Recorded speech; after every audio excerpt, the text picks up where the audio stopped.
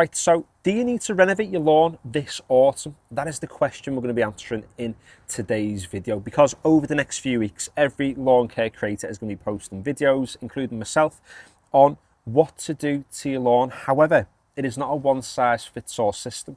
For some of you might need to do a full-scale renovation. For others, you might just need to do a few little bits. And for a few people, you might not need to do hardly anything whatsoever. So how do you know what it is that you need to do? So let's start off then with a full renovation and who needs to do it. And it comes down to really two main reasons. Firstly, your lawn might be full of weeds and it might be a space that you want to completely kill off and start from scratch.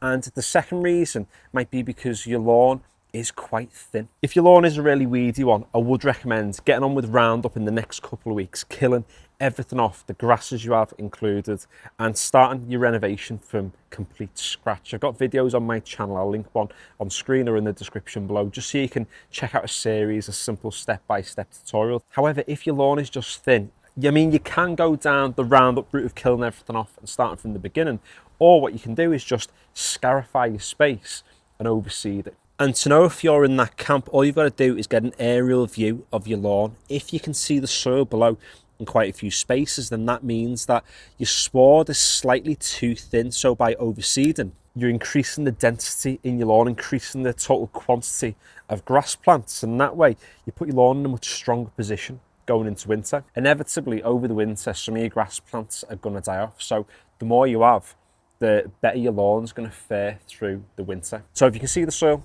increase the competition. But as you can see from this lawn, it doesn't need to be overseeded. So if you do have a lot of weeds or you do have a thin lawn, then start now. Start in August, get ahead of the game, because the more time you can give those new grass plants to establish, the stronger and better your lawn's going to look going into the winter, but more importantly, coming out of the winter too. Now, for some people, you might just have certain patches of your lawn that are looking a little bit less good than the rest, meaning that you don't need to disturb the entire canopy of grass plants, maybe just particular patches. And I've got a few that I'd like to show you. So for example, something like this. So I've removed a little bit of power out of this, and what will naturally happen is when I feed and cut, the grasses will fill in. However, if I want to increase the competition to prevent power from coming back any quicker, what I can do is just put a little bit of seed in there. So they are little patches that we can repair, which will involve using seed, but that doesn't mean that I have to rip up the entire canopy to actually reseed everything, when if it's looking this good,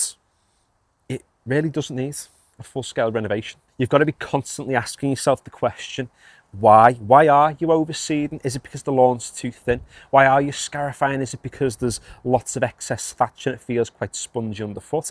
Why are you aerating? Is it because your soil is too wet, which I can't imagine is the case at the current moment, but when we get through into the late autumn, it can be an issue for people who have shady lawns like I've got. Why are you top dressing as well? That might be something people consider doing. Are you using it to help the thatch to break down naturally itself?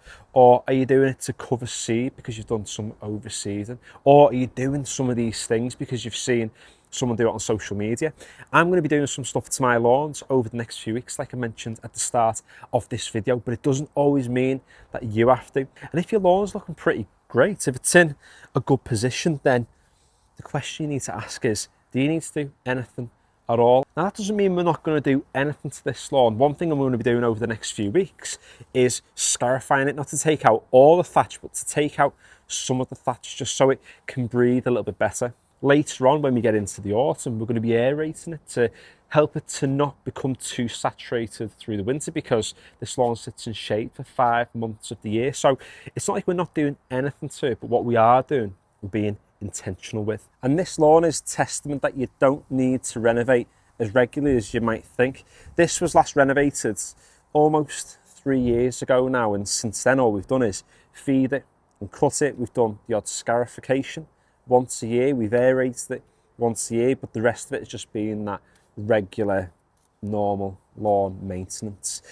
The reason why I've not renovated is because I'm working with the plant. I'm looking at, well, what does the plant need? The plant doesn't need to be ripped within an inch of its life. It needs to be nurtured. It needs to be helped to make strong. Something I might do is just, rather than stressing the plant out by doing too much to it, I might let it grow a little bit longer, because a longer grass plant means a more established root system, and a stronger root system means that it's less likely to die over the winter, and really everything we do in autumn is to help our lawns survive the winter. So before you do anything to your lawn this year through August, September, October, even November, ask yourself, is what I'm about to do going to make my lawn stronger or weaker going into the winter? And if it's going to make it weaker, then don't do it. But if it's going to make it stronger in the long run, then go for it.